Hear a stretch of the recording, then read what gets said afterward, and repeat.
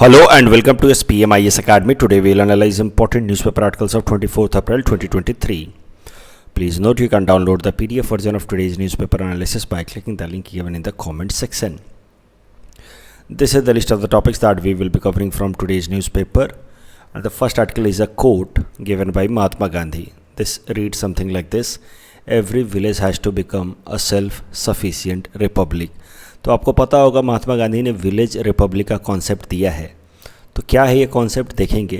Idea जो हम यहाँ डिस्कस करने जा रहे हैं, it is useful for paper 1 essay perspective and also useful for paper 2 and paper 4 Indian polity and ethics perspective respectively. तो देखते हैं महात्मा गांधी का अगर कॉन्सेप्ट हमें समझना है ऑफ विलेज रिपब्लिक, तो उसके पहले हमें समझना होगा the concept of oceanic circles of Gandhi ji. ध्यान से समझते हैं. देखिए, Mahatma Gandhi was very much impressed with Russian writer Leo Tolstoy, और लियो टॉल्स्टॉय का कॉन्सेप्ट है the kingdom of God is within. इससे महात्मा गांधी बहुत ही ज़्यादा इन्फ्लुएंस थे. तो ये जो कॉन्सेप्ट है the kingdom of God is with in, इसका मतलब ये है कि हम सब के अंदर भगवान हैं, या दूसरे भाषा में कहें तो हम सब एसेंशियली या इनहेरेंटली गुड हैं. हम सब के अंदर अच्छाई है. अगर कोई हम बुरा काम कर भी रहे हैं तो वो किसी एक्सटर्नल इन्फ्लुएंस के कारण कर रहे हैं. Otherwise originally essentially inherently we all are good. That is our true nature. और अगर हम अपने ट्रू नेचर को आइडेंटिफाई कर लें तो हमें किसी भी एक्सटर्नल रेस्ट्रेंट की ज़रूरत नहीं है. अगर हम अपने सही नेचर को आइडेंटिफाई करें और उस हिसाब से काम करें तो हमें किसी को भी बाहर से बताने की ज़रूरत नहीं है कि क्या सही है क्या गलत है, हमें कैसे बिहेव करना चाहिए कैसे नहीं करना चाहिए. ये किसी को भी एक्सटर्नल रेस्ट्रेंट, कोई पुलिस कोई आर्मी, किसी की ज़रूरत नहीं है.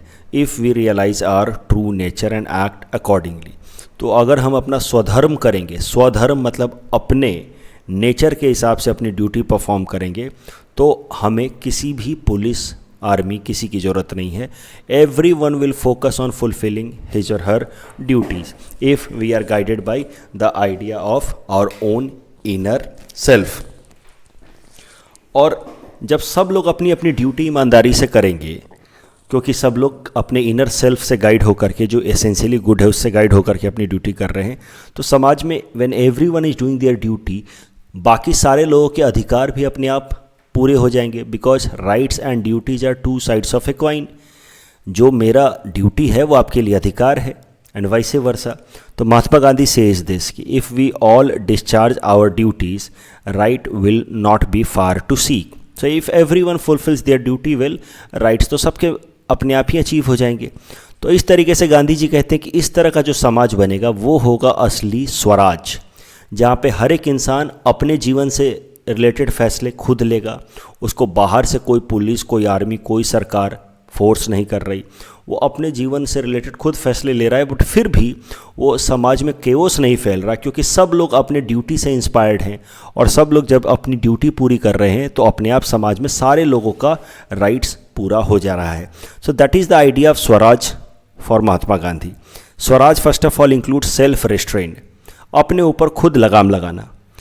That will lead to duty oriented personality. जब हम लोग स्वराज से गाइडेड होंगे, ड्यूटी ओरिएंटेड होंगे, तो अपने कई सारे काम खुद ही करेंगे. अपनी बेसिक ज़रूरत की चीज़ें, जैसे आपको पता है महात्मा गांधी खुद चरखा चलाते थे, कई सारी अपनी ज़रूरत की चीज़ें हम खुद पूरी कर लेंगे. So that way we will become self sufficient या आत्मनिर्भर. तो ज़्यादातर चीज़ें हमारी खुद के लेवल पे पूरी हो जाएंगी, और जो छोटी मोटी बची खुची चीज़ें हैं वो विलेज लेवल पे पूरी हो जाएंगी. जैसे मैंने कपड़े बनाए, किसी ने अनाज उगाया, ये छोटी मोटी ज़रूरतें. वैसे भी Mahatma Gandhi was against highly sophisticated life और इंडस्ट्रियलाइजेशन. सो विलेज लेवल पे सारी लोगों की ज़रूरतें पूरी हो जाएंगी. And every village should be self sufficient in them self. और इसी से फिर कॉन्सेप्ट आया the concept of village republic. Mahatma Gandhi के हिसाब से हर एक विलेज को अपने आप में पूरी तरह से सेल्फ सफिशिएंट होना चाहिए, तभी जाकर के ट्रू डेमोक्रेसी आएगी. कैसे, ज़रा ध्यान से समझिए. जब इंसान खुद स्वराज प्रैक्टिस कर रहा हो और अपने जीवन से रिलेटेड सारे फैसले वो खुद ही ले रहा हो, और फिर भी समाज में क्योस नहीं आएगा, क्योंकि that person is guided by inner good self, the kingdom of God with in. और बाकी जो छोटे मोटे और बचे हुए फैसले हैं जो इंडिविजुअल लेवल पे नहीं हो सकते वो ग्राम सभा लेवल पे, गांव के लेवल पे हो रहा है, जहां सब लोग मिल करके फैसला ले रहे हैं। तो that is true democracy according to Mahatma Gandhi, because that would be direct democracy. सारे फैसले आप अपने लिए खुद लें, और कुछ कलेक्टिव तरीके से अगर लेने हैं तो गांव में मिल करके लें। Mahatma Gandhi was against this idea कि हम चुन करके भेजें रिप्रेजेंटेटिव्स, फिर वो जा करके कानून बनाएं, तो जिसको हम लोग इलेक्टेड रिप्रेजेंटेटिव्स या इनडायरेक्ट डेमोक्रेसी कहते हैं। Mahatma Gandhi did not believe in that kind of democracy, he would not call it true democracy. तो Mahatma Gandhi consider this true democracy when everyone would make decisions related to their own life directly. और महात्मा गांधी कह रहे हैं कि अगर हम लोग स्वराज का कॉन्सेप्ट समझ लें, अगर हम अपने इनर सेल्फ से ड्राइव होकर के काम करें, तो पुलिस स्टेट की ज़रूरत नहीं पड़ेगी, किसी को भी बाहर से प्रशासन, जोर ज़बरदस्ती की कोई ज़रूरत नहीं पड़ेगी। That police state will become unnecessary. और इसी कॉन्टेक्स्ट में महात्मा गांधी को कहा जाता है एनार्किस्ट। एनार्किस्ट कौन होते हैं? Who do not believe in requirement of government और state. Anarchist, we don't need any government, we don't need any police, we don't need any army. And Mahatma Gandhi is called as anarchist. Maoist लोग भी anarchist कहे जाते हैं, महात्मा गांधी भी anarchist कहे जा रहे हैं, लेकिन दोनों में अंतर है। माओविस्ट लोग सरकार के खिलाफ लड़ते हैं and they want to replace और throw away the army. And Mahatma Gandhi is saying कि we need to move beyond government and army, we don't need them. If everyone is guided by their duty, there is no scope for conflict in the society, and automatically, in that case, no one will go to the police station, no one needs to go to the government and all. And why do you go to government? In hope that they will fulfill some of the duties towards us, they will help in welfare of us. But Mahatma Gandhi believed कि village level पे ही सारी ज़रूरतें पूरी होनी चाहिए, और basic ज़रूरतें होनी चाहिए सबकी, कोई बहुत ज़्यादा इंडस्ट्रियलाइजेशन की ज़रूरत तो होनी नहीं चाहिए। तो this is how individual level पे ज़रूरतें पूरी हो गई, नहीं तो विलेज रिपब्लिक के लेवल पे पूरी हो गई। And that made Mahatma Gandhi also an anarchist, but his anarchy will not lead to randomness और chaos in society, rather Mahatma Gandhi anarchy is known as enlightened anarchy. जब कोई सरकार नहीं है, कोई पुलिस नहीं है, कोई आर्मी नहीं है, फिर भी सब लोग एक काफ़ी एक सिविलाइज तरीके से, ऑर्डर्ड तरीके से समाज में रह रहे हैं। That is true democracy. तो महात्मा गांधी के हिसाब से ट्रू डेमोक्रेसी और स्वराज आज पर Gandhi is when an individual is able to take decision with respect to his और her life at individual level, और able to take decision with respect to his or her life as a member of a Gram Sabha. Gandhi never believed कि we send our representatives to Lok Sabha, Rajya Sabha and something like that. And that is known as concept of oceanic circle of Gandhi जी, कि हमारे जीवन से related ज़्यादातर फैसले हम खुद लें, इंडिविजुअल खुद लें, थोड़े बहुत फैसले विलेज लेवल पे हो जाएं। तो ज़्यादातर 90%, ऐसे तो क्वांटम तरीके से बताया नहीं उन्होंने, क्वांटिफाइड तरीके से, बट मोटा मोटा समझाने के लिए कि जीवन के ज़्यादातर फैसले हम खुद लें या विलेज लेवल पे हो जाए। That is true democracy. Mahatma Gandhi was not against interacting with higher order, but he said कि ज़्यादातर फैसले इंडिविजुअल, फिर विलेज, कुछ थोड़े बहुत फैसले रीजनल सर्कल पे, थोड़े बहुत फैसले नेशन के लेवल पे, और थोड़े बहुत फैसले ग्लोबल लेवल पे। तो यूनाइटेड नेशन भी होना चाहिए, भारत लेवल पे भी सरकार होनी चाहिए, स्टेट लेवल पे भी सरकार होनी चाहिए, लेकिन उनकी पावर फंक्शंस लिमिटेड, बहुत कम होनी चाहिए, ज्यूरिडिक्शन बहुत कम होना चाहिए, ज़्यादातर फैसले हमें खुद से मिलने चाहिए। That is true Swaraj, that is oceanic circles of Gandhi. And this is what he rights in his magazine Harijan in 1946. Independence must mean that of people of India, not those who today ruling over them. जो लोग भी उस time में सरकार में थे, Indians थे, उन्होंने तो सरकार तो बना ही दी थी। Nehru was prime minister even before that. तो वो कह रहे हैं कि इंडिपेंडेंस सिर्फ इन लोगों का इंडिपेंडेंस नहीं है जो पहले से पावर में हैं, इंडियंस ही हैं लेकिन पहले से एलीट क्लास हैं, उनका independence is not independence. True independence is all people of India, and independence must begin at bottom, and thus every village will be republic. Panchayat having full powers, लगभग सारे फैसले, अपने डिफेंस तक के फैसले, यस यू आर राइट, लगभग अपने defence तक के फैसले भी पंचायत खुद ही ले, और अपनी इकनॉमी, पॉलिटी के फैसले, और लोग पंचायत के लेवल पे मिल करके अपने जीवन से संबंधित सारे फैसले ले। It follows that every village has to be self sustained and capable of managing its affair, even to the extent of defending itself against whole world. सुन करके आपको थोड़ा सा इम्प्रैक्टिकल लग रहा होगा, लेकिन महात्मा गांधी ने इसको प्रैक्टिकल मॉडल देने की भी कोशिश की है। उन्होंने कहा individual should maintain self restraint, हर आदमी अपने जीवन में एक ड्यूटी बेस्ड पर्सनालिटी को डेवलप करे, और बाकी every village should be republic और try to become self sufficient. और थोड़ा सा इसको प्रैक्टिकल शेप देने के लिए गांधी जी कहते हैं कि he does not mean not taking any help from outside world, but simply that each person must be so capable as to take care of their own basic needs in life harmony with nature of those around them. तो ज़्यादातर फैसले village level पे हो जाए। अब आपको सुन के लग रहा होगा कैसे संभव है, देश है हमारा, देश के लेवल पे फैसला होता है। आपको सुन के अटपटा इसलिए लग रहा है क्योंकि आप मौजूदा सिस्टम को बिल्कुल परफेक्ट सिस्टम मान के बैठे हैं। But if you think Gandhian way and you think कि entire world is divided into small small villages and every individual belonging to a particular village is taking decision with respect to his life either directly at individual level और in a collective fashion at a village level.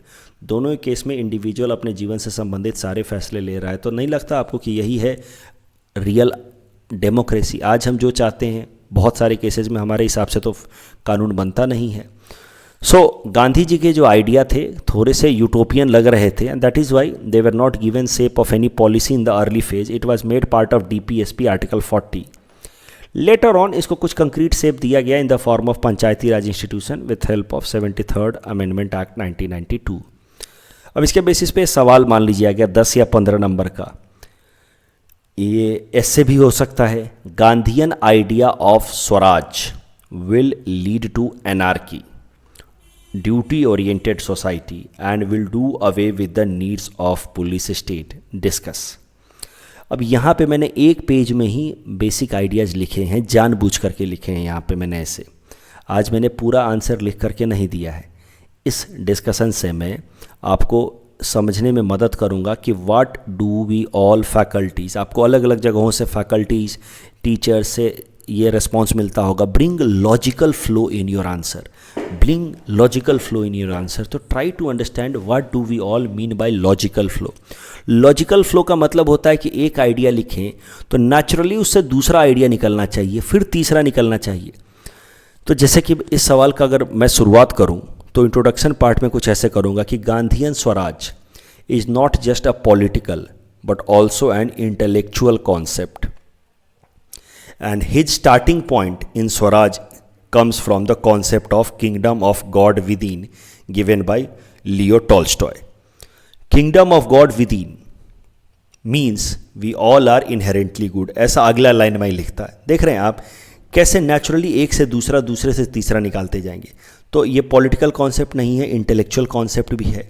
इसका starting point है Leo Tolstoy का kingdom of God within. Kingdom of God within से मतलब है हमारा कि we all are inherently good, और अगर हमें उसका रियलाइजेशन हो जाए तो हम सब ड्यूटी ओरिएंटेड पर्सनालिटी बन जाएंगे। जब हम सब अंदर से अच्छे होने का क्या मतलब है? Good personality are those, kingdom of God within, good personalities और virtuous personalities are those who are guided by their duty not by rights. जिस समाज में हर आदमी अपने बस अधिकारों की बात करे वो समाज में केओस कन्फ्लिक्ट होगा। जिस समाज में सब लोग अपनी अपनी ड्यूटी से गाइड हों उस समाज में एक हार्मनी होगी, पीस होगा। तो जो लोग भी kingdom of God with in को रियलाइज़ करते हैं वो लोग ड्यूटी ओरिएंटेड पर्सनालिटी हो जाएंगे। ड्यूटी ओरिएंटेड पर्सनालिटी जैसे ही समाज में होगा and when everyone is fulfilling their rights well, then I am so sorry, when everyone is discharging their duty well, right will not be far to seek. ये अगला quote यहाँ लिख करके फिर लिख दीजिएगा, that will lead to an anarchy but that anarchy will not be chaotic but enlightened and that will do away with the need of police state. तो धीरे से आपने जो सवाल के अलग अलग पॉइंट्स हैं उसको लिंक कर रहे हैं। स्वराज से शुरू हुए थे and do away with the need of police state पे आप पहुंच चुके हैं, एनार्की को जोड़ते हुए। ड्यूटी ओरिएंटेड पर्सनालिटी से क्या होगा कि हर आदमी अपनी अपनी ड्यूटी को ईमानदारी से करेगा, तो उससे सेल्फ सफिशिएंसी भी आएगी। जब आदमी काम करता है तो सेल्फ सफिशिएंसी, आत्मनिर्भरता भी आती है, और आत्मनिर्भरता आने के साथ साथ विलेज लेवल पे भी सेल्फ सफिशिएंसी आएगी। और अपने इस आइडिया को फिर आप एक ट्रांजिशन लाइन देंगे कि अपने इस आइडिया को प्रैक्टिकल मैनिफेस्टेशन देने के लिए महात्मा गांधी ने सजेस्ट किया कि हर एक इंडिविजुअल को अपनी ज़्यादातर ज़रूरतें अपने लेवल पे पूरी कर लेनी चाहिए। इसीलिए महात्मा गांधी खुद ही चरखा चलाते थे, खुद ही ये सारे बेसिक काम, टॉयलेट क्लीन वगैरह करते थे। कुछ रिमेनिंग काम उनको अपने विलेज लेवल पे करना चाहिए, ग्राम सभा का मेंबर होकर के अपने रिलेटेड फैसले लेने चाहिए, और मिनिमम फैसले जो हैं उनको विलेज लेवल से बाहर आउटसाइड वर्ल्ड के लेवल पे डिसाइड करना चाहिए. And that, according to Gandhi, would be true democracy, where every individual will have power to take decisions with respect to his life. And this idea of Gandhi is best manifested or represented in his concept of oceanic circles. और फिर ये oceanic circle बना दीजिए, और फिर नीचे में conclusion side में लिखिए कि Gandhian idea though or appeared too idealistic at the time of independence of India, or utopian, a little bit utopian at the time of independence, but to ensure that such ideas remain guiding principle in our administration or governance, they were given or they were made part of DPSP under Article 40 of the Constitution. Later on, realizing the importance of devolution of power and democracy at grassroots level, to which Gandhi laid a lot of emphasis, in 1992 या 1973 मैंने गलती से लिख दिया, in 1992 73rd Amendment Act was brought in order to devolve power and bring democracy at grassroots level. हो गया. I hope आपको कुछ अंदाज़ा लगा है लॉजिकल फ्लो का. अब मैं रोज़ पूरे आंसर लिख के नहीं दूंगा. 10-12 दिन मैंने आंसर लिख करके दे दिया, कुछ स्ट्रक्चर आपको पता चल गया. अब मैं रोज़ कम से कम एक आधा सवाल का आपको फ्लो समझाऊंगा कि इसके बाद ये नेचुरली आना चाहिए, इसके बाद ये आना चाहिए, ऐसे होना चाहिए. उम्मीद करता हूँ कि आपको ये जो मिलता है फीडबैक लॉजिकल फ्लोज का मतलब समझ आया. Next article is about 30 years of Kesav Nand Bharati judgment, and this topic is important from our syllabus GS paper to Indian polity point of view. 30 साल हो गए हैं Kesavananda I am so sorry Kesavananda Bharati judgment के 30 साल तो नहीं होंगे, 50 साल होंगे. ये 30 साल तो इसके हुए हैं, पंचायती राज इंस्टीट्यूशंस के हुए हैं. मैं इसको ठीक कर दूंगा, ये 50 years होने चाहिए. 50 years of Kesavananda Bharati judgment 1973 में आया था ना. तो it is a landmark decision of the supreme court India that you all know. इसी फैसले में सुप्रीम कोर्ट ने बेसिक स्ट्रक्चर का डॉक्ट्रीन ले डाउन किया था. Supreme court laid down that the parliament could amend any part of the constitution. Parliament संविधान को amend कर सकती है, उसमें कोई दिक्कत है नहीं, but it can not alter basic structure of the constitution. वो बात अलग है कि एग्जैक्टली कौन कौन से प्रिंसिपल्स बेसिक स्ट्रक्चर कहे जाएंगे वो सुप्रीम कोर्ट ने एक बार में डिफाइन नहीं किया. सुप्रीम कोर्ट ने सक्सेसिव जजमेंट्स में बेसिक स्ट्रक्चर एम्बिट के अंदर कौन कौन से प्रिंसिपल्स आएंगे उसको डिफाइन किया. For example federalism, secularism, democracy all are considered to be part of basic structure. Over a period of time, as a result of many successive judgments, some of the structures of the constitution that have been now declared as basic structure and that is how they cannot be altered through any amendment, वो ये है rule of law, independence of judiciary, doctrine of separation of power, sovereign democratic republic, parliamentary system of government, principle of free and fair election, welfare state etc. तो केशव नंद Bharati judgement फैसले का या केशव नंद Bharati judgment का जो important outcome है या significance है वो जरा देखते हैं. देखिए, केशव नंद भारती जजमेंट का सिग्निफिकेंस है कि it ensured supremacy of the constitution and it also ensured principle of separation of power. अब ये दोनों कैसे हो रहा है वो समझिए. How Kesavananda Bharati judgment ensured supremacy of the constitution and principle of separation of power. Kesavananda Bharati judgment से पहले भले संविधान जो है वो highest law of the land होता था, लेकिन indirectly most of the power belong to the parliament and the parliament sovereignty was being practised in real sense या प्रैक्टिकल सेंस. कैसे जरा समझते हैं. देखिए, भारत के संविधान के हिसाब से इंडियन पॉलिटिकल सिस्टम चलेगा और संविधान कहता है कि लेजिस्लेचर्स कानून बनाएंगे, एग्जीक्यूटिव्स कानून इम्प्लीमेंट करेंगे और जुडिशरी का काम होगा इस बात का देखना कि लेजिस्लेचर्स और एग्जीक्यूटिव्स दोनों संविधान के हिसाब से काम कर रहे हैं कि नहीं. जुडिशरी इस काम को देखेगी, राइट. ये है जुडिशरी का काम.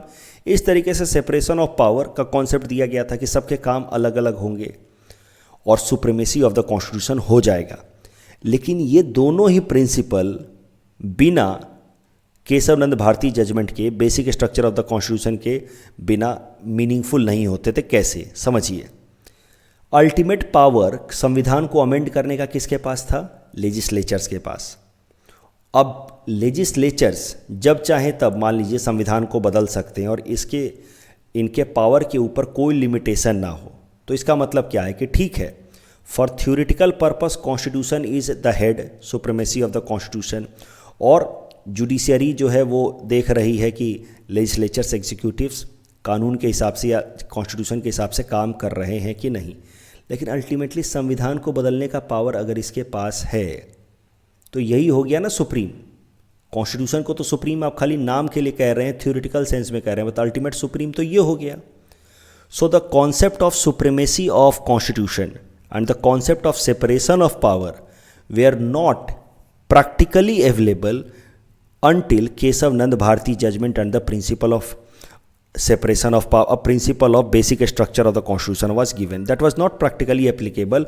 In absence of Kesav Nand Bharati judgment, the real power belonged to the legislatures and there was no separation of the power. Power got concentrated in the hands of legislature and supremacy of the legislature was there indirectly. अब जरा सोचिए, अब basic the power to amend the parliament was restricted. जैसे ही Kesavananda Bharati judgment आया, the power of legislatures to amend the constitution was limited. Constitution के कुछ ऐसे मुद्दे हैं, कुछ ऐसे प्रिंसिपल्स हैं जिसको कोई भी नहीं बदल सकता, not even the legislatures. That is the simple meaning of basic structure doctrine.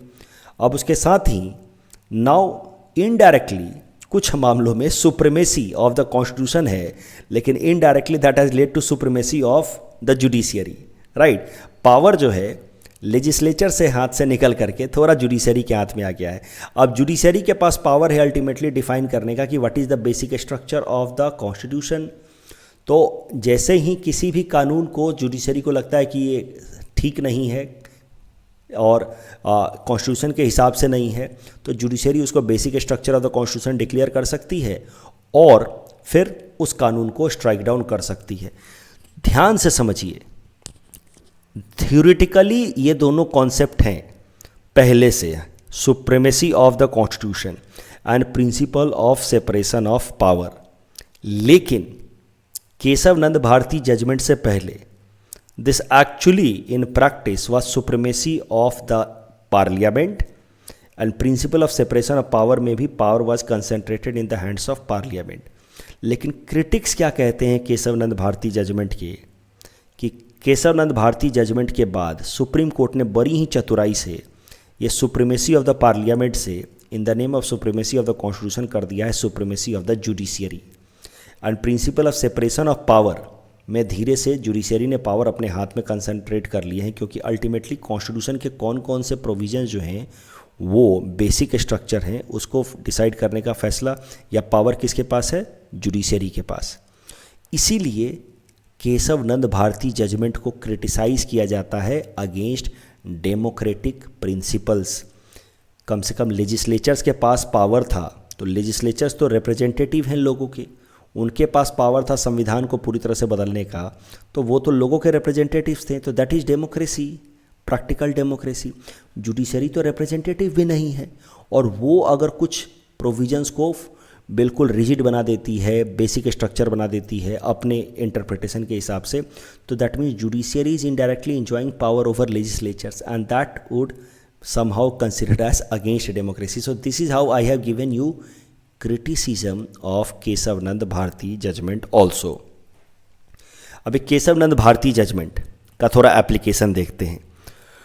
Minerva mill case में 1980 में, जैसा कि मैंने आपको कहा कि अलग अलग सक्सेसिव जजमेंट्स में सुप्रीम कोर्ट ने ऐड किया है कि कौन कौन से प्रिंसिपल्स बेसिक स्ट्रक्चर का हिस्सा कहे जाएंगे। तो मिनर्वा मिल केस में सुप्रीम कोर्ट ने ऐड किया है कि judicial review will be basic structure of the constitution. Judicial review का मतलब क्या होता है कि मान लीजिए कि पार्लियामेंट ने एक नया कानून बनाया, तो अब जुडिशियरी, सुप्रीम कोर्ट इस नए कानून का रिव्यू करेगी कि क्या यह कानून संविधान के हिसाब से है कि नहीं, और रिव्यू बस संविधान में लिखे गए प्रोसीजर के हिसाब से नहीं करेगी कि आपने लोकसभा से पास किया कि नहीं, राज्यसभा से पास किया कि नहीं, वोटिंग की कि नहीं, सिर्फ प्रोसीजर के हिसाब से नहीं करेगी, वो इस हिसाब से भी रिव्यू करेगी कि संविधान के जो बेसिक स्ट्रक्चर हैं, संविधान के जो एसेंशियल प्रिंसिपल्स हैं उसके हिसाब से है कि नहीं।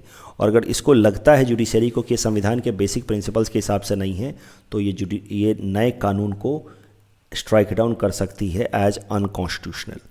तो जुडिशियल रिव्यू का concept along with basic structure doctrine made India shift from procedure established by law to due process of law, जिसको सुप्रीम कोर्ट ने मेंशन किया in Maneka Gandhi case 1978।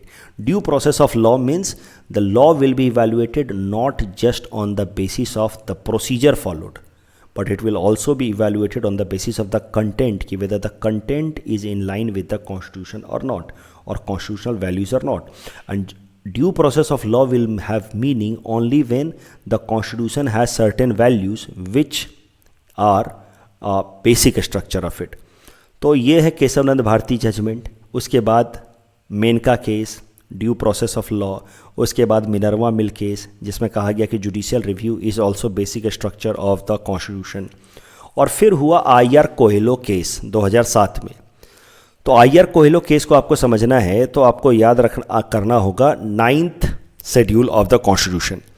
9th schedule of the constitution जिसके अंतर्गत article 31B लाया गया है, जिसको आप कहते हैं a pocket, a black hole in fundamental right segment, कि जिस भी कानून को आपको फंडामेंटल राइट के बेसिस पे इवैल्यूएशन कराने से बचाना है तो आप उसको 9th शेड्यूल के अंतर्गत 31B में डाल दीजिए। दैट वाज द आइडिया कि any law that you want to be exempted from being review, any law that executive और the legislatures wanted to be exempted from review on the basis of being violation of any of the fundamental right, अगर उससे exempt करवाना है तो आप उसको 9th schedule के अंतर्गत डाल दीजिए और वो फिर एग्जेम्प्ट हो जाता है from any kind of review. Supreme court ने 2007 में इस मामले को पकड़ा कि एक बात बताओ, जुडिशियल रिव्यू तो बेसिक स्ट्रक्चर है, यानी कि किसी भी कानून को रिव्यू करने का अधिकार जो पार्लियामेंट, जो किसी भी कानून को रिव्यू करने का अधिकार जो जुडिशरी के पास है, ये तो जुडिशरी के हिसाब से basic structure of the constitution है। और तुमने कैसे कह दिया 9th शेड्यूल में कि 31B के अंतर्गत जो भी कानून रखा जाएगा उसका कोई रिव्यू नहीं हो सकता कि ये कोई फंडामेंटल राइट को वायलेट कर रहा है कि नहीं कर रहा है। मतलब इस पर्टिकुलर केस में तुम जुडिशियल रिव्यू के पावर छीन रहे हो जुडिशरी से, और जुडिशियल रिव्यू तो बेसिक स्ट्रक्चर है कॉन्स्टिट्यूशन का।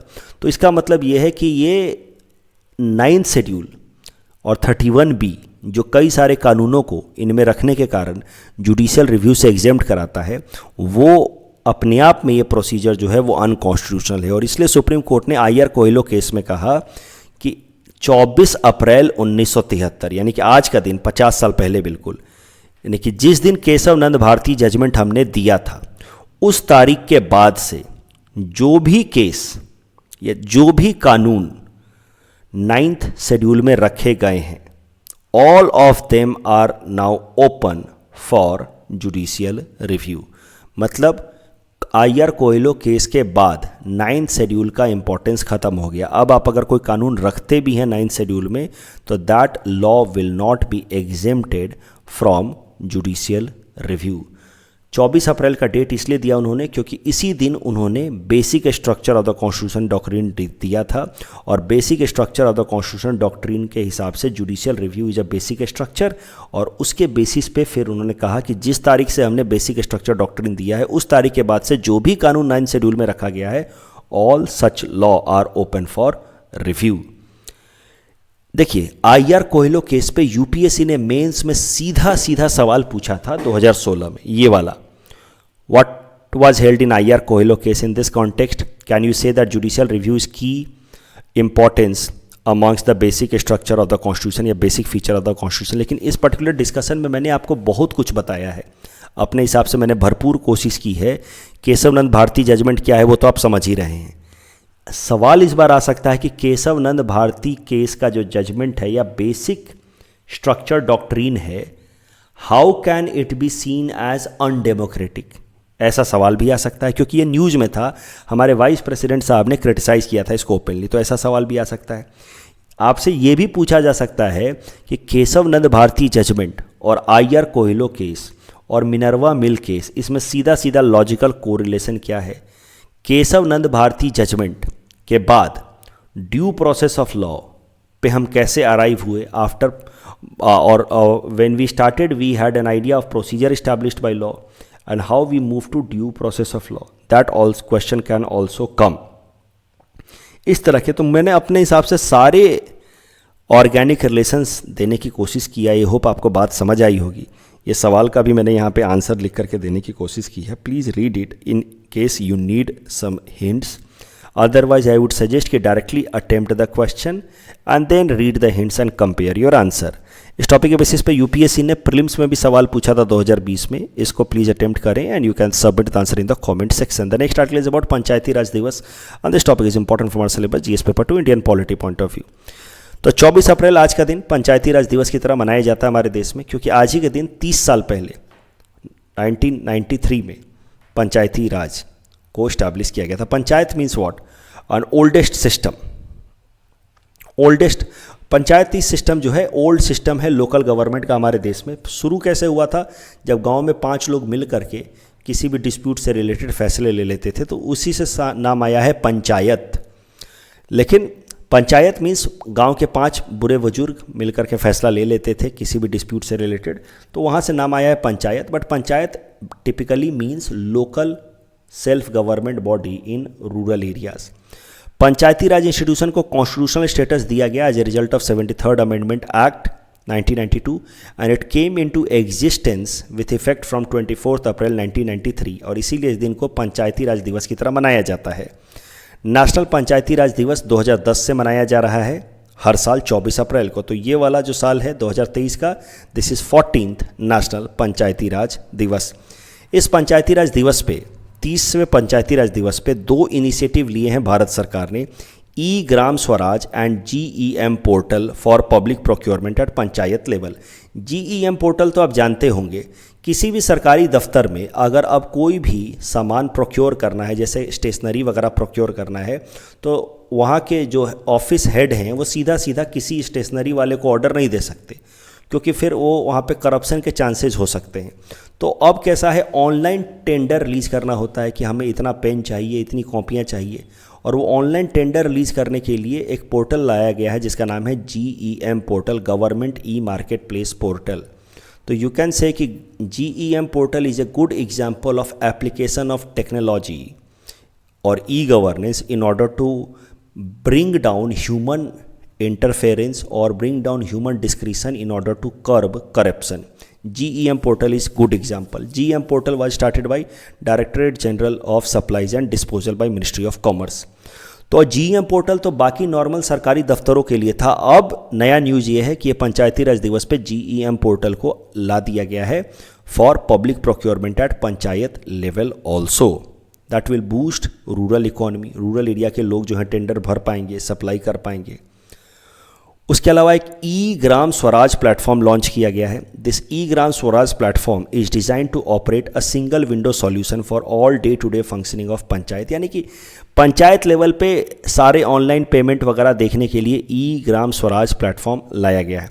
मेंस में इन दोनों को आप एग्जाम्पल के तौर पे लिख सकते हैं as an example of e governance at panchayat level. इस टॉपिक के बेसिस पे प्रीलिम्स प्रैक्टिस क्वेश्चन हमने आपको दे रखा है। Please attend this question and you can submit the answer in the comment section. The next article is about Padmanath Gohain Baruah birth anniversary. देखिए, मैंने जैसा कि आपको पहले ही कहा, इंपॉर्टेंट फैक्ट्स पर्सनालिटीज़ को मैं कलेक्ट करता चल रहा हूँ। आपका एग्ज़ाम मान लीजिए कि जून में है, तो मई भर तक मैं इंपॉर्टेंट फैक्ट्स कुछ कलेक्ट करूँगा, क्या पता सीधा सीधा कुछ लग जाए। तो GS पेपर 5 में लास्ट ईयर उन्होंने पर्सनालिटी बेस्ड सवाल काफ़ी सारे पूछे थे। तो पद्मनाथ गोहाई बरुआ का बर्थ एनिवर्सरी है, उसके बेसिस पे मैंने कुछ फैक्ट्स कलेक्ट किए हैं। He was a novelist, poet, आपको पता ही है, PT में रटा है, बट फिर भी रिवाइज करा देता हूँ। Dramatist of excellence, analyst, born in 1871 in Nakari village of Lakhimpur. He was an active member of Akhomiya Basar Unnati Sadhani Sabha. First president of Assam Sahitya Sabha, that was of 1917, Shiv Sagar session. He was given title of Rai Bahadur by Britishers. First Assamese to get this. First literary pensioner of Assam, and he was first Ahom member of Assam Legislative Council. Art work में Jivan Sangrah, a rare book in Assamese literature, plus his founder of modern Assamese novel and his novel Bhanumati is the first Assamese novel, his other novel is Lahori. Historical drama like Joymati, Gadadhar, Lachit Borphukan and Sadhani. Mythological drama Ban Raja. तो ये सब कुछ हैं, आप उनके literary contribution उनको रट सकते हैं, और उनके लिटरेरी कॉन्ट्रीब्यूशन के कारण ही इज़ रिगार्डेड एज पितामह ऑफ असमीज लिटरेरी वर्ल्ड. तो यहाँ से आपको एक पता चल गया कि अगर पद्मनाथ गोहाई बरुआ पे सवाल आता है तो कंक्लूजन में हमें लिखना है because of his literary contribution he is considered as पितामह ऑफ असमीज लिटरेरी वर्ल्ड. ये तो कंक्लूजन हमें समझ आ गया, राइट. ऐसा सवाल दिया है मैंने, write a short note of Padmanath Gohain Baruah highlighting his contributions in Assamese literature. ये यहाँ पे मैंने आंसर भी लिख करके दे दिया है, इंपॉर्टेंट पॉइंट्स लिख करके दे दिए हैं. इसमें भी आपको लॉजिकल फ्लो दिखेगा थोड़ा बहुत, कि पहले जो बात बतानी चाहिए वो बताई, फिर धीरे धीरे जो बात बतानी चाहिए, तो इसी को कहते हैं logical flow. Next article is Shiksha Setu Axom portal. This topic is important from our syllabus GS paper 5 Assam issues point of view. छोटा सा टॉपिक है, ध्यान से सुनिए. असम सरकार ने एक नया पोर्टल लॉन्च किया है, शिक्षा सेतु अखोम पोर्टल, जिसमें हमारे स्टेट आसाम के जितने भी स्कूल्स हैं उनको अपने फंक्शनिंग से रिलेटेड डेटा ऑनलाइन तरीके से अपलोड करना है, ताकि स्कूल रिलेटेड एक्टिविटीज़ में पूरी तरह से ट्रांसपेरेंसी आ जाए, उनके फंक्शनिंग में पूरी तरह से ट्रांसपेरेंसी आ जाए. तो कभी भी मान लीजिए ई गवर्नेंस पे आप आंसर लिख रहे हो, खासकर e governance in school education पे आप आंसर लिख रहे हो, तो you can give this as an example कि recently Assam government launch Shiksha Setu Axom portal. ये आज का फॉर्डर कंटेंट है, इसमें मैं ये वाला फॉर्डर कंटेंट भी ऐड कर दूंगा, ये करना भूल गया मैं. E Gram Swaraj platform and GEM platform, तो आज के 2 फॉर्डर कंटेंट हैं, Shiksha Setu Axom portal and e Gram Swaraj. दोनों ही ई गवर्नेंस से रिलेटेड हैं. एक e governance in Assam education, school education, और दूसरा e governance at Panchayati Raj institution. दोनों में अपलोड कर दूंगा. दोनों फैक्ट इंपॉर्टेंट हैं कभी किसी आंसर को सब्सटेंशिएट करने में. कल जो प्रैक्टिस क्वेश्चन दिया था अर्थ डे से रिलेटेड, पहला स्टेटमेंट सही है, दूसरा गलत है, तो correct answer is option A. और इनर लाइन परमिट कौन से स्टेट्स में नहीं है, तो answer is Meghalaya and Tripura. तो correct answer is 2 and 4. That's all from our side for today. Thanks for watching.